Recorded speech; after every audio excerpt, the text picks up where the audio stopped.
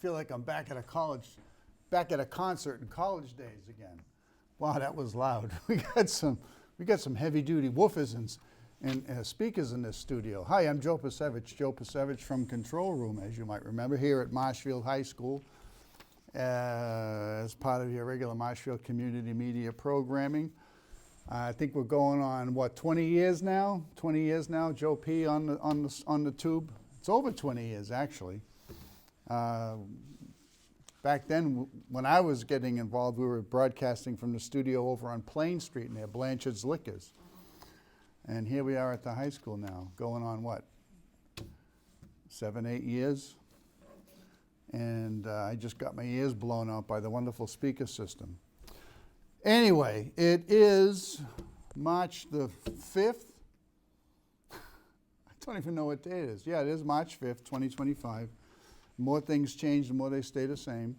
There's a lot going on as usual here in Marshfield. We are gearing up now for the annual town election, which will be May the 3rd, 2025. And the field is starting to shape up what there is of it. We do now know that the Board of Selectmen race is going to come down to Lynn Fidler, the incumbent, and Trish Simpson. And I hope to be hearing more about that race as we go along. There are other races that are open on the ballot this year. One is for the board of the DPW. Another race is there are 2 seats on the school committee that are up for election.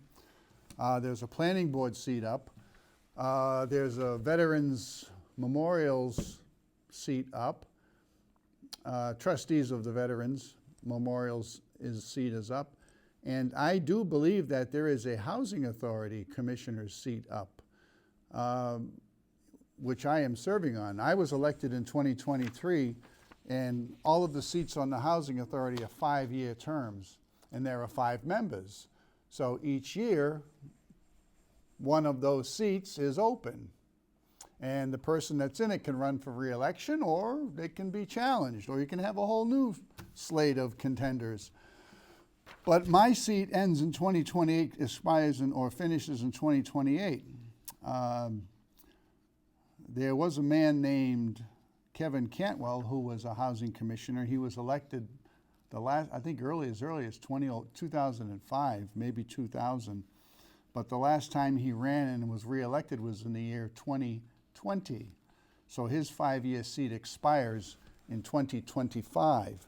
And that's how housing authorities are set up by law, is that they have 5 members. In a town like Marshfield, you have 5 members.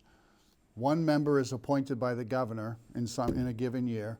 1 member is appointed by the select board, but nominated from among the tenants of the local housing authority. And another year, another seat is elected from the entire town, okay? Another member is elected from the entire town, and the third person that is elected from the entire town is then up for election, or that seat is up for election. So 2025 is the year when the seat held by Kevin Cantwell is open. Oh, but you don't see it mentioned on the town hall website? What's up with that? That's strange. How did that happen? Well, we're trying to get that resolved right now. All right? Why isn't that happening? Why did they let a man named John Daly get appointed and then elected to a term last year, but they're calling his term a 5-year term? That throws the whole sequence of elections and schedule for elections for the Board of Housing Commissioners. That throws it all off, all right?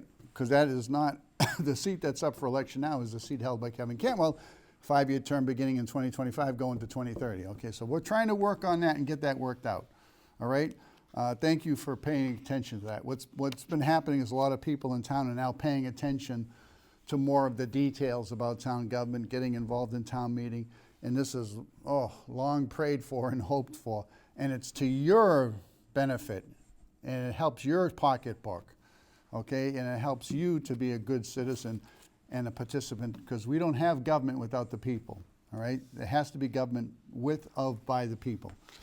All right, now, the last, speaking of, going back to national issues, I want to touch upon some national issues very briefly.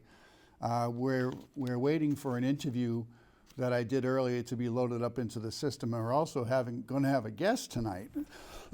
We're expecting Eric Kelley to join us on the set tonight. Select Board member Eric Kelley to join us on the set tonight. But on a national level, if you're watching TV or sitting in front of your computer or whatever today, or may have heard about it through the mainstream news, down in the U.S. Congress, there was a hearing today, and on immigration. All right, and they had mayors from several large cities appear in front of Congress to testify, the Congressional Committee to testify. One of them was Mayor Wu from Boston. One was the mayor Johnston from Denver, the mayor from New York, the mayor from Chicago. And very interesting. I did watch some of it. I was interested to see how Mayor Wu was going to perform. Mayor Wu of Boston, how she was going to perform. And here's a quick clip of Mayor Wu. In the city of Boston, how much did you spend? We don't ask about immigration status and delivering city You don't services, ask so about we how don't much have money that the city of Boston has spent on illegal immigration? We Are you don't out of your distinguish mind? between immigration status. Do you as manage part your of our budget city or not, policies. Mayor Wu? That is how we keep our Mayor city Wu, safe. do you manage your We have budget or the not? numbers to prove it. I manage my budget. I have a AAA bond rating dating back 10 years. So to the city of Boston, budget. just understand that your mayor does not care how much of your resources she has spent on people who are not citizens The city of of Boston the city of is Boston. sick of having people reclaiming my outside time. Boston. And you might remember, was it last week we played a clip? Played a clip by Sarah Hernandez, who did a little, compiled some undercover camera work, a video, and she had somebody go into different city facilities and pose as an undocumented migrant and say, I need help. Where do I get help? Where do I sign up for housing, food, and all that kind of stuff?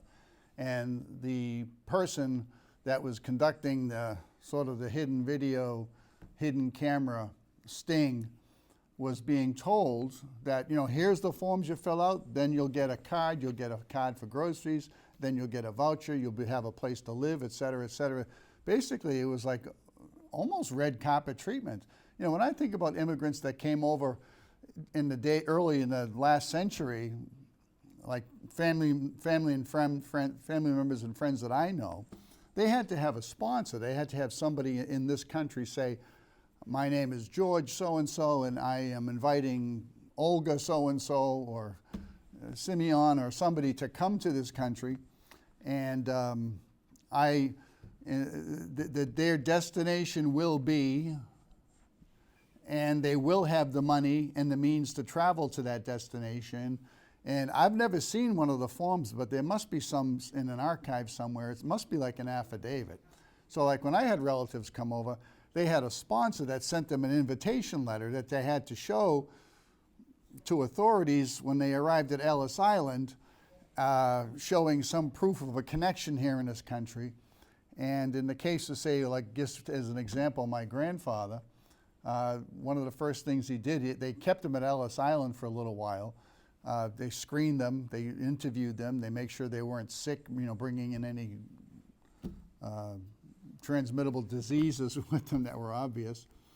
And the first thing he did was get on a ferry and come to Boston, and go to North Station, and then take a train to a farm north of Boston, where he started immediately working as a farmer. And of course, there were people in the same community of Baltic Slavs, Belarusians, and stuff like that, and they spoke the same language, most of them the same religion, so there was already a community kind of set up. And that's how it worked. And he just went to work. What was it, $1, $2 a day, or whatever it was. Eventually he said, screw this is what I was doing in the old country, and I don't want to do that. And he became a very accomplished, skilled machinist eventually. But anyway, so that's how they do it then. But according to the Hernandez undercover tape, everything's just provided. What's the incentive? All right? What is the incentive to do anything once you get on? Of course, we know what the incentive of the politicians and Joe Biden was, by calling for everybody to come in and crash and flood and surge the border, which is what Biden said that's a quote, surge the border. Why? And then they take them and they process them and they send them and they give them a slip saying, don't forget to show up for court in 6 years. All right, they call that processing, all right? They don't call them illegal now. They say, well, they're being accused, all right? So they're innocent until proven guilty, so you gotta leave them alone. And then they began strategically sending these people to cities and towns all over the United States. Why? What is a possible motive? Well, for one thing, they want to boost the census numbers so that in cities and towns and districts and counties where population is falling, they want to maintain the population and boost it, because when you do a census, you don't count voters or legal residents. You count all people. And the all people count goes to determining how many congressional representatives you're going to have. And so in those states like New York and Massachusetts, where the number of congressional representatives has been decreasing, they want to get those numbers back up because they know the Democrat Party has control of those districts.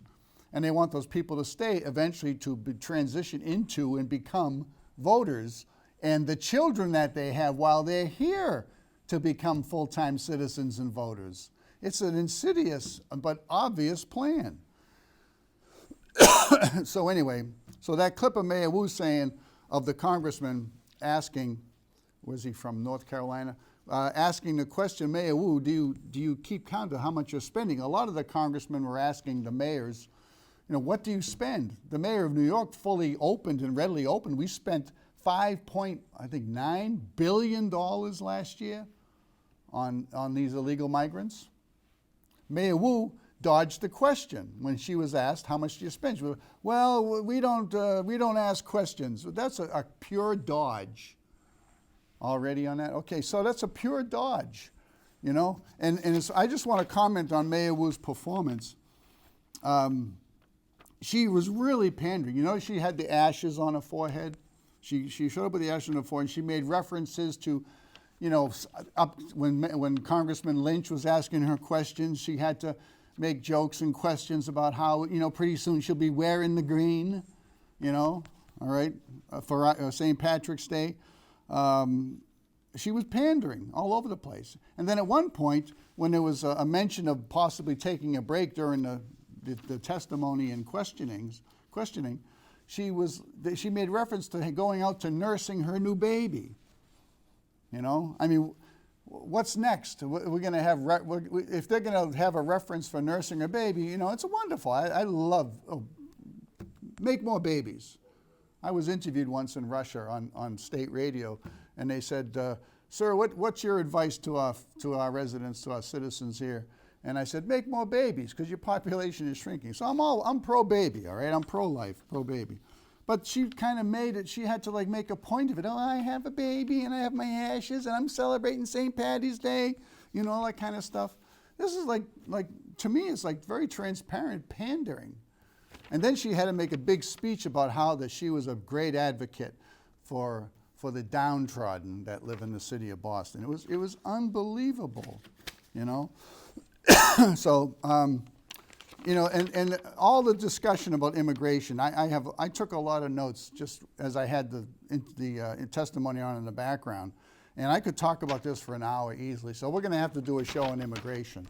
In the meantime, what I want to do now, before Eric comes on out to the set, is, you know, on Control Room, I often play tapes, or I often interview people from other towns around us that are sort of, that allows us to actually compare and contrast what we're doing, or what's happening in Marshfield to what's happening in the towns around us. I'm a great advocate of that, because oftentimes we think we're alone, sometimes we think our experiences are unique, but we can learn from what's happening in other towns. And you may see yourself in the role of eventually signing up to be appointed to a board or a committee, or to running for one of the many offices. Again, only one race right now is contested in Marshfield. That's terrible. So you may see yourself, when you see the people I talk to and interview, you may see yourself as that person, and you may understand that you can interrelate or network with these people to get ideas and understand how the budget processes work. I know from talking to people in different towns around us, and to talking to people that talk to other people in other towns, that there's a lot to learn, and there's a lot of lessons and good things that we can learn and adopt here in Marshfield from like Situate or Hanover or someplace like that. So right now I want you to join me in this interview that I taped a little bit earlier with Nick Spolsino from Hanover, who's running for the Hanover Selectboard, where they are facing an override. Here's Nick.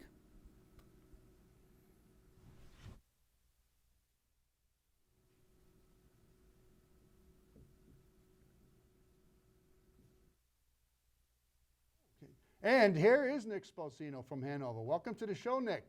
Glad you could make it. Oh, thank you for having me. I'm Appreciate glad you're it. here. On Control Room, we like to relate what's going on in Marshfield to other towns around us because we're all facing some of the same challenges and we all have some of the same assets. So I sometimes go on a little expedition. I traipse through the woods, I get in my canoe, and this time I paddled up the North River. I found myself like a Lewis and Clark expedition looking for fellow conservatives and fiscally responsible people who want to be involved in government. And I found Nick Spolsino on this Lewis and Clark type expedition. And Nick is running for a seat on the Hanover Selectboard. I sure am. Congratulations. Is this your first run? This is my first run for any kind of office. So tell us, what made you do this? This is a commitment. That's one thing I try to communicate and share with people, that if you want to run for local office, it's not about the publicity and the glory or the chicks, okay, for us single guys, not Nick, but it's about a commitment. It's a big commitment. It's a big commitment. So what is making you run for Select Board? The most thing that's making me run is I want to make sure our government is running efficiently. Basically, they had an override last year. It failed by 15 points. They're trying to do another override this year. Same $912 average plus the $315 dump fee. It's the same override as last year, just repackaged. Now, is that dump fee, do you have like a separate dump fee, like a trash and water fee in Hanover? We pay for our water, but you could take your trash to the transfer station until July for free, including your taxes. For free? Yes. Wow, okay, because we have sewer, water, and trash. Mm-hmm. Not everybody in town is on sewer, but you get a combined water and sewer bill. Even people that don't have sewer do still pay a portion for sewer. And trash also, that's a fee that allows you to buy a pass to the dump. Oh, I see. So you're kind of paying twice in Marshfield to go to the dump. A fee disguised as a tax. That's right. and all those things just keep going up. Everything's going up. And a lot of us are facing overrides, by the way. So you mentioned Hanover's override. Mm-hmm. What are they given as a reason for the override? What is the problem? Are the revenues falling off? Is it just costs are escalating? I also read in Hanover that the town, you have a town manager? We do. Town manager made some intimations or hinted that perhaps even with the override still the town budget could see some relief in like 4 or 5 years. It sounds like maybe some debt might be falling off the books. Yeah, we're not going to have to contribute to the Plymouth County Retirement Fund anymore. Plus, we're going to get some debt relief up to the point of $1.2 million. So the town manager stated, when that last override failed, that we're going to see budget relief into the tune of $6 to $7 million. Okay. We just got to get to 2030 without taxing our citizens to death. I see. And so the amount again they're seeking now for this override is roughly about $4 to $4.5 million. Wow. And most of it's going to the school system. And what's your current budget roughly? Our current budget right now is roughly about $71 million. Okay. I noticed that on your page, and we also have contact information, which we'll put up on the screen shortly for Nick. Nick has a Facebook page, and it is Nick Spolsino. Is that the Facebook? Yeah, so it's www.facebook.com/Nick for Hanover. Nick for Hanover Nick for is Hanover. the Facebook page. Good. I noticed on your Facebook page, you had quite a lot of data there related to the schools. I do. And you actually did a comparison, and which, to me, believe me, folks, it requires a lot of research and a lot of commitment to do that kind of thing. And what is it you're trying to show the people? Are you trying to get them educated on the school budgeting process? Because around here, school budgets are a tough nut to crack. Yeah, the school committee has a lot of power. Yeah. What I'm trying to do is educate people that we can't spend like towns surrounding us. We can't spend like Hingham. We can't spend like Situate. We can't spend like Norwell. We got to stay within our means. So as of now, as you can see in my Facebook post, Hanover spends about 30% of their per capita income on just the education expense. It is the biggest education expense item in every town around here. Yeah. Yeah, so that requires a lot of deep digging and research, and you can't just reject a school budget. You can't you can't edit it or amend it during town meeting. No, so basically, the school committee comes up with their budget. It's either approved or disapproved by the select board, and then it goes to town meeting for approval. So what's the answer? If we can't just have constant overrides, what's the answer? The answer is to control spending. We don't have an income problem, we have a spending problem. I see. Well, Hanover, we had a town planner in Marshfield named Angus Jennings, and when he found he couldn't do the kind of planning he wanted to, I heard he went to Hanover, and he was largely involved in all the development work up and down Route 53. And actually Hanover seems to be in kind of enviable position that you have all that commercial and retail property along there, and you have beautiful residential neighborhoods. We do. We redeveloped the Hanover Mall. Yeah. We made a TIF agreement. So we're not going to see What's that. a TIP agreement? A TIF agreement is a delayed, basically they're going to delay paying Hanover property tax. I see. So we made a TIF agreement for 16 years. So Right. we're not going to see that full benefit of the brand new Hanover Mall until like 2035. I see. I mean, there is some light at the tunnel. Next year, we are going up to 75%. So we're going to see a little bit extra revenue from there. But we won't see the full revenue till then. You know, Nick, it sounds like you have a little background in finance. I got a little bit, yeah, Okay, not too bad. What is your background? My background is in finance. I mean, I head up a finance department of a multi-million-dollar McGovern Automotive Group store in Brockton. I see. And your education? My education is, I'm a high school graduate, U.S. Army, and I've taken classes, sporadic classes of finance and economics. So you did it the economical way. I did the economic. I went to the Army, and I learned. Do we have that self-taught. picture of Nick? We had a picture of Nick. Here we go. There's your photo album Yeah. right there. We're sharing it with the world. And well, there you are. Looks like you're sitting in a Humvee. Yep, that was a Humvee in Bosnia. Bosnia? Yep. Wow. How long were you deployed there? I was deployed there for 9 months. Oof. Well, we won't go into that. Yeah. That's the way things are going. And on the left, I see, is that the lovely That's better my- half? That's my lovely wife, Lauren. We met back in 2009. We got married back in 2014.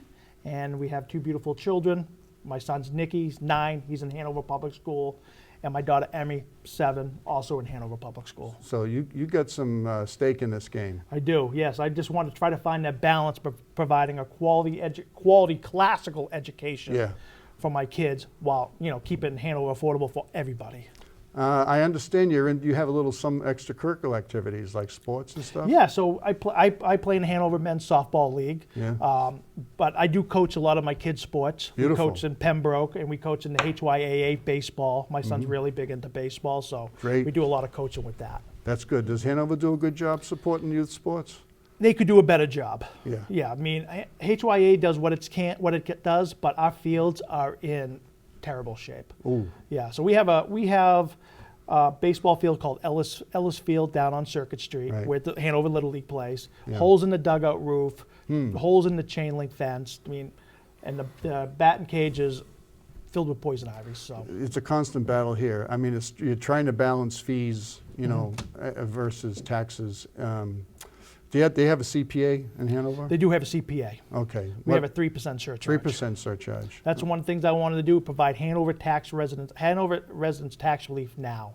Reduce CPA from 3 to 1. I'd rather keep your money in your pocket instead of giving it to government to waste it. Okay. Now, I understand too now you've got a basic platform. I do. You want to run through that for us or Sure. with us? Yeah. If we can see next platform. I think this is going to be very informative. There we go. Yeah. And it's titled My Common Sense Plan for Hanover 25. Number 1 is a total top-down review of every dollar spent, every town contract signed, and of every program within the last 5 years. Bring back fiscal responsibility. What do you think of that, Nick? Now, what Well, first we need to do a. is that doable? That's a, It's a big ask. Yeah. But if we do a functional audit, I believe there's multiple redundant expenses in that budget, and multiple redundant administrative roles as well. really, but that's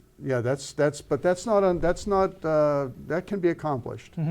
There's no reason to think that's a bridge too far. The next one is freeze whatever spending that can be frozen. A complete review of every current program and cut what can be cut. Explore ways to increase revenue. Now this, to me, it sounds like, again, you're looking to get over a hump here. You want to pump more money into the economy by putting money in people's pockets, but then there is some projected relief coming. Yes, we got to get to 2032. See, that's the dangerous thing. Like in Marshfield, they always look for ways to spend money and then find an excuse to bump up your taxes, but then those increases, guess what? They never go away. No, permanent. They stay permanent if you can get over the hump now. So back on number 2, explore ways to increase revenue without an override. Makes sense, turn over every rock, drill for oil. No, it doesn't say that, I'm not kidding. Search all the couch cushions in town hall. yeah. That's a good way to put it. Yeah. We had a treasurer in Marshfield that that when they failed at their job, we found that one of the drawers in their desk was full of uncashed checks. Oh, I read that story. That's crazy. See, we all I'm hoping all to find share. that. Maybe I can find some checks at. That's Hanover Town right. Hall. You never know. You know, but truly, we really share a lot of the same experiences and problems. Check everything before asking the residents for a dime. It's common sense. Yeah. What is wrong with that? You know. And then number 3. Renegotiate current contracts within the town hall if possible. No more raw deals for Hanover, starting with Hanover Crossing. Now tell us about that. Tell us about item number 3 here. Well, what I'm hoping to do is, if possible, is go back to the developer Hanover Mall and try to renegotiate that TIF agreement Really? to even just chew off a few years at the end, just to try to help. I mean, we need that money now. Yeah, okay. And the rest of that item, you say that that's Hanover Crossing, okay? That's the new rebuilt mall. And not 16 years from now, okay, that we know the basic timeline. Also, no more one-sided business deals. Are there one-sided business deals? That would be shocking. That would be shocking. Well, I see the TIF agreement as a one-sided business deal. They get all those. They get all those tax benefits. We got to provide the police coverage, the fire coverage, and and town of Hanover's hurting. We need that money now, not 16 years from now. Okay, okay. And item number 4 on your basic platform, well, actually there's 5 items. I'm sorry, I made a mistake. Total radical transparency. Now there's another revolutionary idea within the select board and town government. My door will always be open, my phone always on, to make sure the people of Hanover knows what's going on in their town. I think somebody left out an in there. You got to go fire that person. You know, it's well. Do you have issues with transparency in Hanover right now? I believe we do. None of the residents really know what's going on. As I'm in the neighborhoods gathering signatures for my campaign and talking to people have no idea that the dump stickers, they're going to get charged for a dump sticker beginning in June, and they have no idea even the other overrides proposed. And do they even know what a select man is? They may not. I don't know, so a lot of these people, a lot of the residents of town are not well informed as they could be. We need to do a better job of doing that, either by Facebook posts or mail or even telephone if we can. If without participation, what's the sense of having government? You might as well appoint a king or something. Exactly. You know? And we see what's that, without the participation in Hanover, we see what's going on. The left has control of the town, and they're spending every dime. Yeah. In Marshfield, we have a Facebook page, not a Facebook page. Well, we did have a Facebook page, but we have a basic town hall website. And it was functioning pretty good. And it got an award from some municipal association or whatever like that. And then they took it upon themselves a few months ago to revamp the town's website. Now it is an absolute nightmare. If you want to find the agenda for, like, say, a select board meeting on next Monday night, you got to click on the calendar, which then leads you to the select board page, and then you got to click on the button that says get me the agenda, and then it brings you to a list of agendas for the last 12 years, and then you got to click on 2025, and then you got to find the date. I mean, it's like a multi-step process compared to what we had before. And honest to goodness, is it intentional? I mean, I'm not a conspiracy theorist, although I've been accused of being one. But you know the difference between conspiracy theory and fact, you know. There's a lot of conspiracy theories that have now turned out to be true, as we're finding. And they won't respond. They don't. They're totally non-responsive. Our Hanover's website's the same way. But you know what's easy to find? If you want to go pay your excise tax bill, it's right there. Oh, yeah. But if you want to find, you know, this line item budget for the school committee from 2024, good luck. Well, in Marshfield, again, I was saying earlier that we have a very superficial presentation of the budget that the town administrator will put on. But then after that, it's not easy. And if you want to understand the school budget, and I know that's one thing you're focusing on in the publicity that you're putting out there, you have to basically go sit down with the town financial officer or accountant, and just plan on setting aside about a half a dozen evenings, to even get the basic understandings. School budgets are very complex. There's a lot of factors. And our school department in the past has been found to be basically squirreling money away. Circuit breaker funds and surpluses plus supplemental appropriations tend to get squirreled away, and it's hard to know how much money they actually have before starting out the year. But one thing school departments, I don't know if it's your experience in Hanover, one thing school departments like to do is not have too much money laying around, because that affects their requests for budgets in the following or succeeding years. Yeah, they can't grow their money. You can't grow the money. Do you know the situation with regards to surplus funds at the end of the year? What's the word I'm trying to think of? Free cash. Free cash. We discussed certified free cash, Okay. 3.3 million. 3.3? Yeah, a lot of free cash rolling around. Now, has that been going up year to year? Or how Well, we've been, after all the opera funds, worked their way through the system. Yeah. We had a surge in free cash, Right. and then it's been dipping down. But then this year is a little bit higher than last year. Interesting. And a lot of administrators and managers will tell you they don't want to touch it, even though they anticipate it, and it's kind of built into their projections. We're over 5 million a year Oh, now. wow. And it's been growing. And so it's almost like an embarrassment, in my opinion, where they then put a supplemental article on the town meeting warrant, and they'll spend $2 million. Just to get rid of it. And Crazy. all the things that they're asking for in the column are like nice round figures. 300K for this, 250K for this. And it's like, it's been going like that for a while. Well, it's easy to spend other people's money.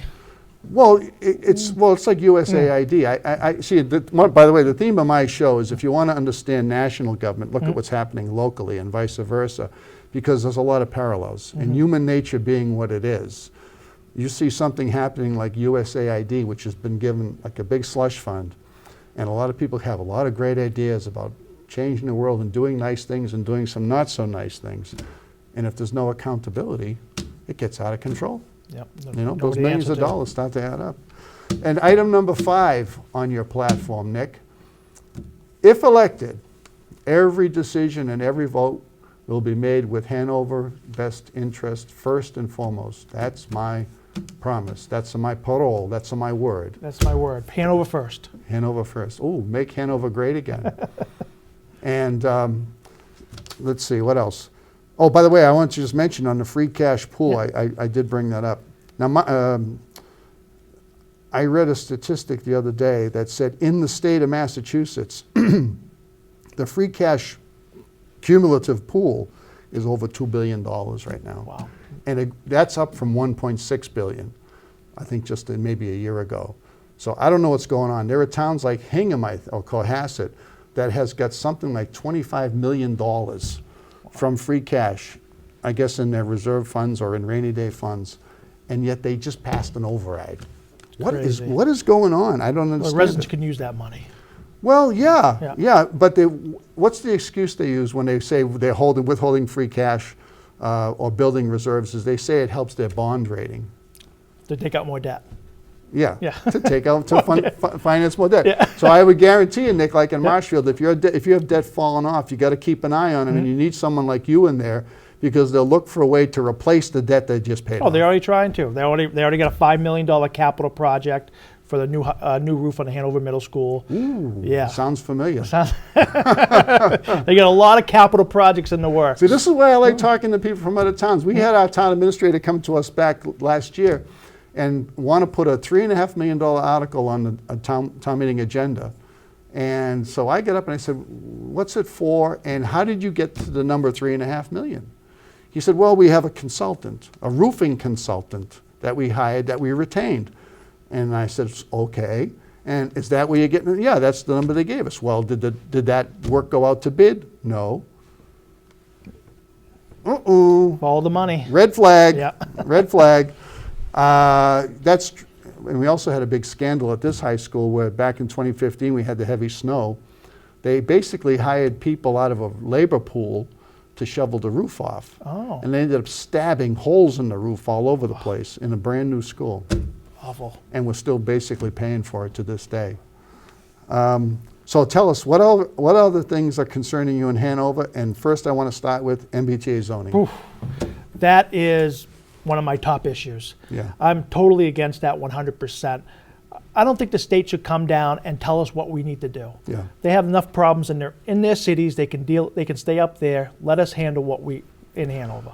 Well, again, one size does not fit all. Yeah, exactly. In the case and this is tyrannical, and it goes against the provisions of Chapter 48. We've defeated it twice now. Did Hanover adopt it? What, the MBTA? Yeah. No, we have a vote on it coming up. When? Do you know roughly? May. In May? Yeah, town meeting. Oh, wow. Yep, they were going to do it in a special town meeting Right. in December where they passed the dump sticker, but they pushed it off till this town meeting. Okay, well, good on them. Yeah. Because I think the towns that adopted it made a big mistake. Big mistake. Because it's on their books. And now we just had a ruling, you may have heard, it's been determined to be an unfunded mandate. I heard that. So would you support continuing to hold the line against MBTA zoning? 1,000%. 1,000%. That's good to hear. A lot of Yeah. people are going to be happy to hear that.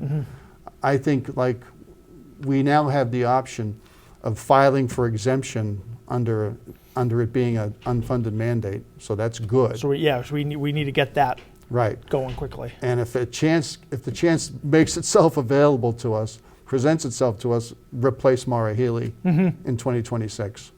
That would be ideal. And Andrea Campbell, the AG, I don't know what you think about her, but I mean, she has not accepted the ruling by the Division of Mandates, you know, so. Well, same thing with the auditor. There was 72% to pass to audit the legislature, Right. and they're just not letting us do it.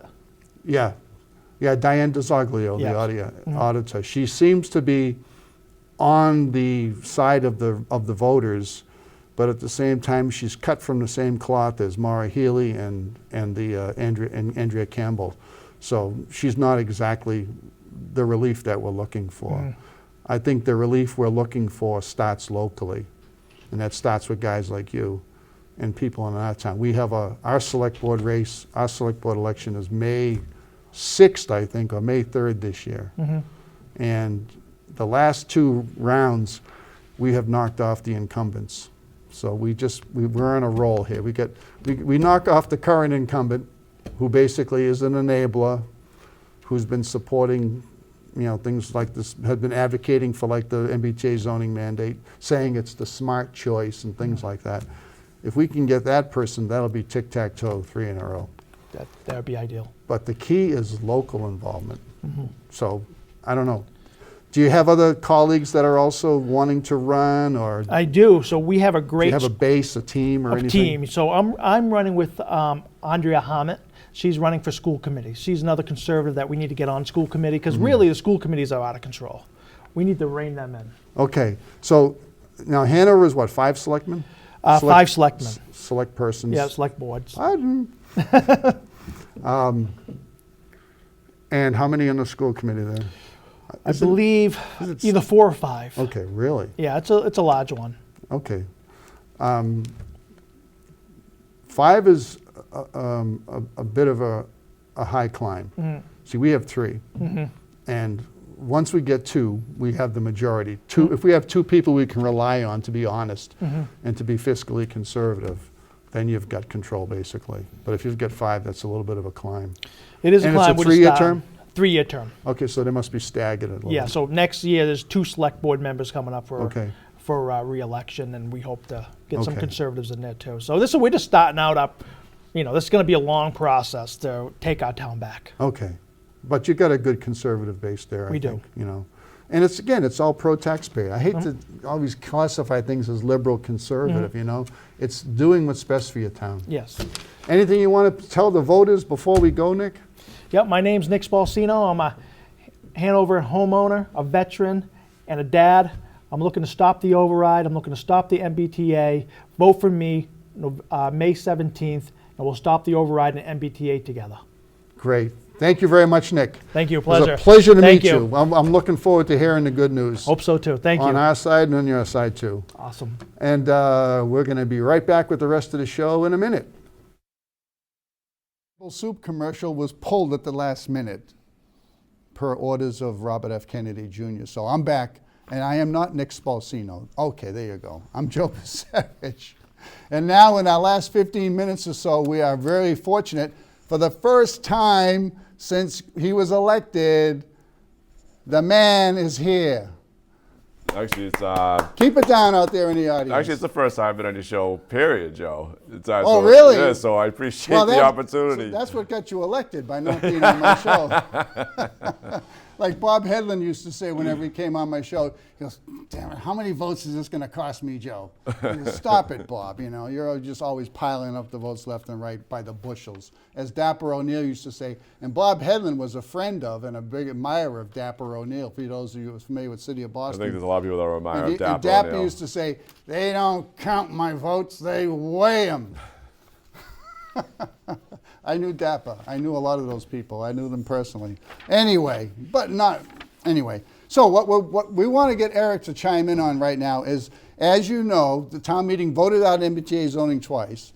Then the Executive Office of Housing and Livable Communities sent a letter to the town dated February 19th saying, "You're out of compliance. Tell us you're going to comply." And basically they were saying, "Tell us you're going to bring MBTA zoning to your town meeting again and again and again until people learn what's good for them. And we're going to withhold all kinds of grants and discretionary funds from you unless you vote the right way." That was the February 19th letter. The selectmen voted, "No, we're not going to send you a pretty letter saying we're going to comply. We're not going to do that." Then at the following meeting, what the select board did, they put it on their agenda.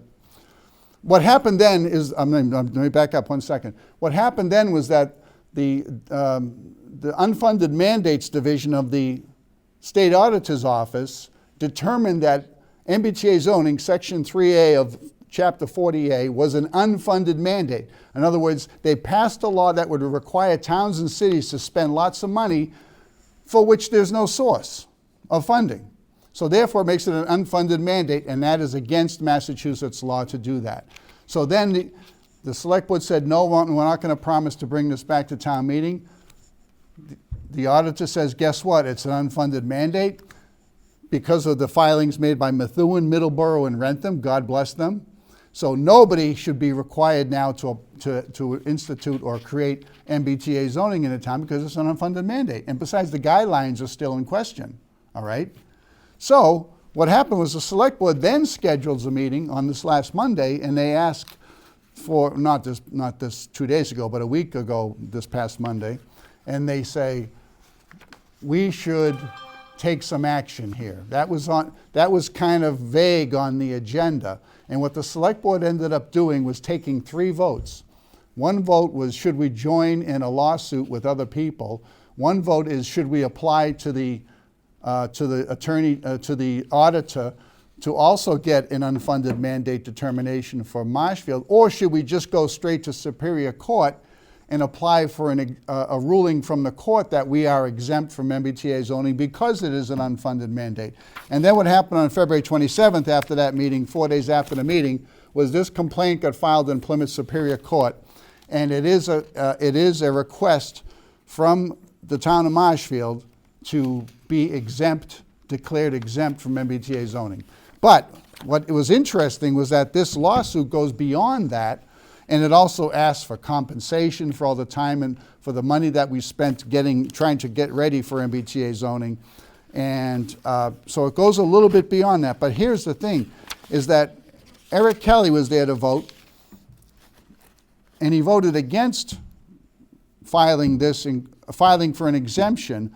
But at the same time, if you watch that select board meeting, it is impossible to understand what the hell they were asking the select board to vote on unless perhaps you were clued in ahead of time on what was going to be going down at that select board meeting. Very confusing. Eric, what's your side of the story? All right, Joe. So I watched the show last week, and I reached out and said, "Hey, Joe, I want to clear the air on some comments you made in regards to this whole unfunded mandate." And I know people out there have had are scratching their head and got questions and everything like that. So, in regards to you voting no on all three things, here's my stance on it. And there was, as Joe said, there was some confusion in the meeting in regards to how this is all going between the letter from Ed Augustine, and then it rolled into these unfunded mandate questions to vote on, and it was just a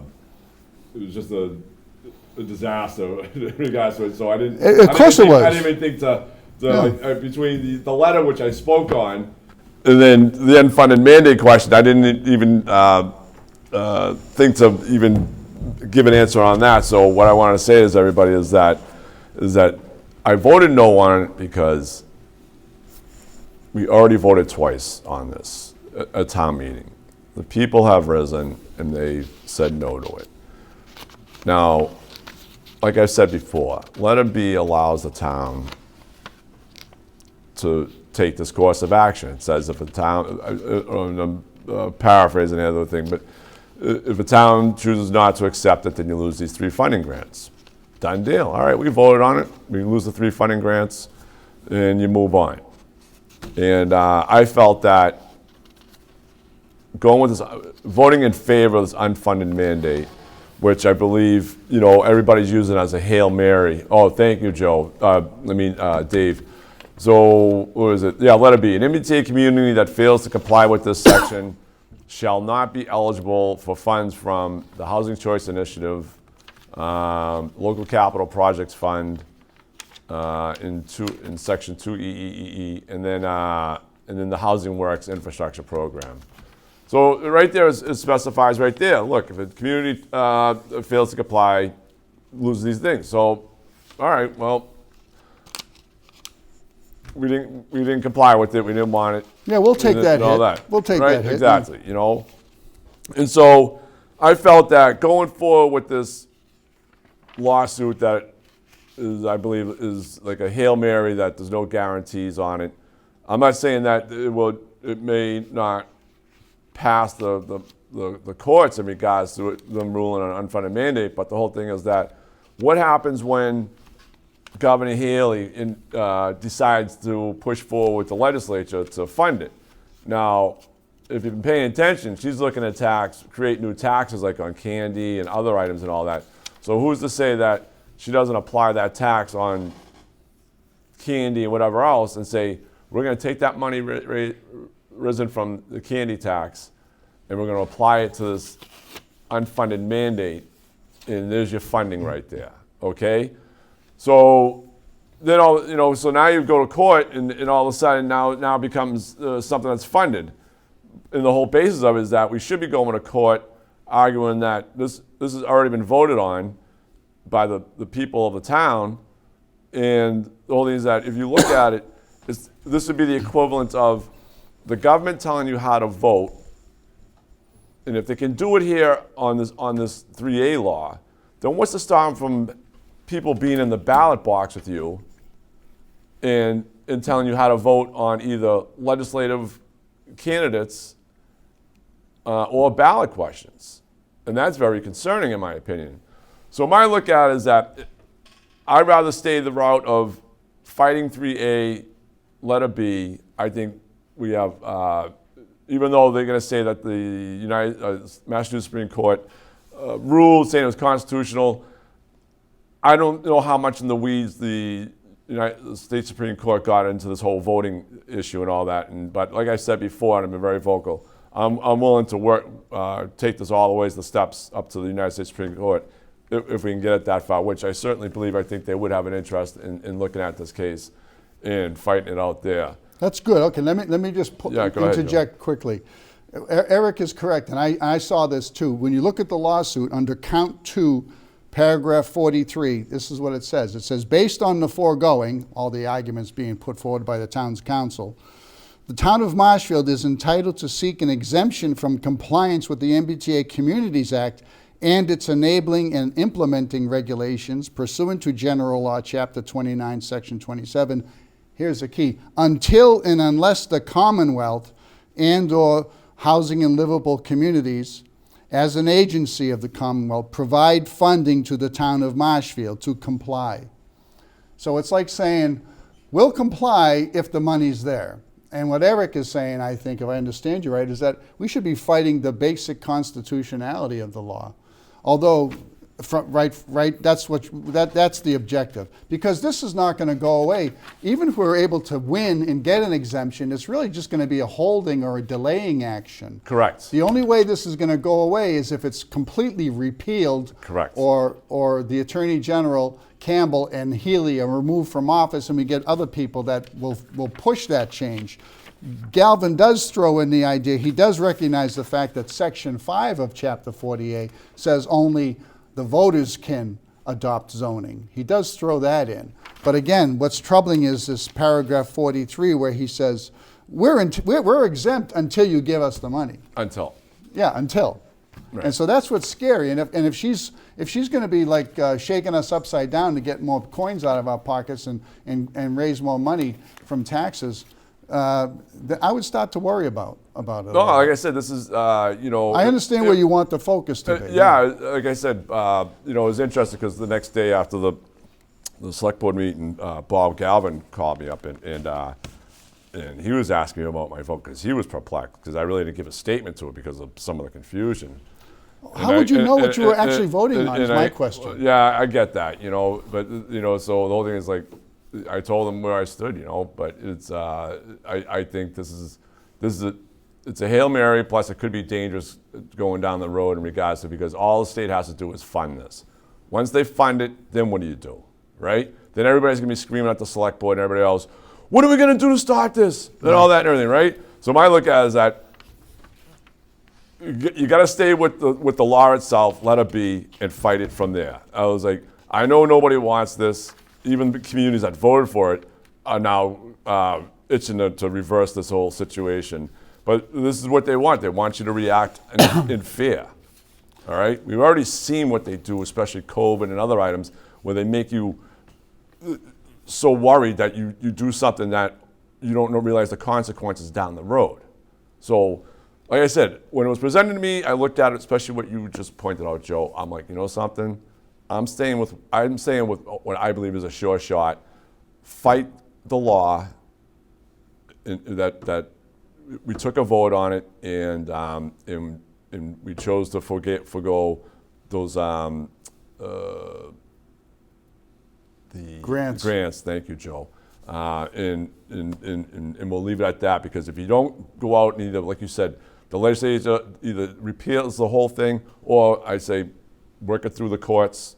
And I think we have a better shot there than relying on the unfunded mandate. But the whole thing is that it's interesting because if you look at this unfunded mandate, which I never heard this before, but I'm trying to figure out why, when we're trying to fight 40Bs and this ADU law, right, that this hasn't been brought up before.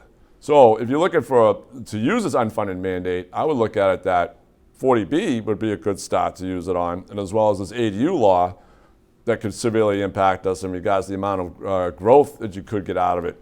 And then I would pursue maybe the unfunded mandate on that, where those laws were set in stone by the legislature and you could probably You know, push back on sometimes it. it really comes down to just having a critical mass of people, each doing their own research and sharing ideas, which is why we talk to other towns and why we try to have guests from different areas come on, because we have to share ideas, we have to be a team, and no one person is going to come up with the magic key, you know? And what you're pointing out is correct, because I know every time we're fighting 40Bs in Marshfield, we would talk about the impacts to the schools, the impact to the sewer system, the impact to traffic control. Well, Joe, this is just it. It's like we have all these lawyers in the state, and you have all these lawyers that the towns rely on, right? Why is it that we never heard of this unfunded mandate through this whole 40B mess and all Because that? And now again- you have the AD. So the whole thing is that I look at, if this has never been brought up before in regards to the fight at 40B, then the lawyers that are representing the town or the select boards never brought this forward when they're trying to fight it, were negligent in their duties, okay? Well, what were we saying from the very beginning? We voted no in April, and myself and others were saying, okay, you've got your marching orders now. Yeah. Start to work on fighting this thing. No, we're going to bring it back in the middle of winter, a week before Christmas. Because I've said it before, you know, and let's put it this way. I like Mike. I think Mike, irrespective of doing his duties to serve the select board, he does a good job. He's very knowledgeable and all that. But I also learned being around Mike that, and I'm talking about Mike Maresco, is that he's also a servant to the state. I think he has divided loyalties in a sense. I look at that, it's not divided. You know, if the state wants something, Mike Yeah. pushes to go forward with it, you know, Right, and all that and right, everything. right. So, Oh, and he's everything. not. He's not above a little bit of dirty politicking, because he issued a press release also. Oh, Mike, look, And he issued a press release a couple of days well, hold on, ago. just let me make a comment on that. It's like, Mike's a smart person. Don't, you know, so, he's been around a long time. So, you know. He's a penultimate Massachusetts Democrat politician. He's a loyalist. There's no doubt about that. But what were you going to say about the letter there, Joe? Well, he issues a press release and he isolates you as you're the one opposed seeking the relief. So Eric is opposed to seeking relief. Yeah, I think he did me There it is right there. Yeah, I think he did me a favor on that one. I appreciate that, Mike. Thank you. Yeah, it is unfortunate that it was yeah, okay, really. And you know what, but at the same time, you just mentioned something that reminds me of Sun Tzu, is getting your opponents to do things they don't want to do. You know what I'm saying? If you're in a battle, what you try to do is you get the enemy to do things, to misjudge you and do things you don't want to do. So maybe they're playing a deeper game here. Maybe the EOHLC is playing a deeper game. We don't know, but we will be finding out, I think, pretty soon. But again, there's also an old adage or saying that goes that a lot of the major progress in all of world history sometimes comes down to the ideas of one person. Well, I mean, you're right. And here's one thing I want to say, that a lot of us have been thinking and all that, and that comes down to Lynn, you know. I don't have any major gripes with Lynn. I think Lynn's a nice lady, but, you know, if you want to look at the whole picture of things in regards to this MBTA, look, she, if you look at especially the last town meeting and follow that between the advisory board meeting and all that, you know who the soldiers were that were pushing this, Right. all right, onto the people. And Lynn was one of them, all right?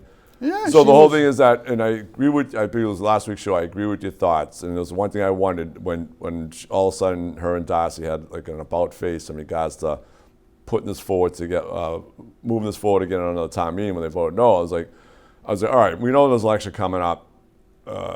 Lynn knows that there's not an appetite for this, and she needs to back off on it. But I do agree with you, Joe, that how do you know if there's a potential for her winning that she doesn't? Oh, if she wins, she'll go right back Right, into the exactly. camp. You know, all of a sudden All right. now, you know, and everything like That's that. it for us now. Thank you, Eric, for coming by. We Thank you, Joe. appreciate it. See you next week, guys.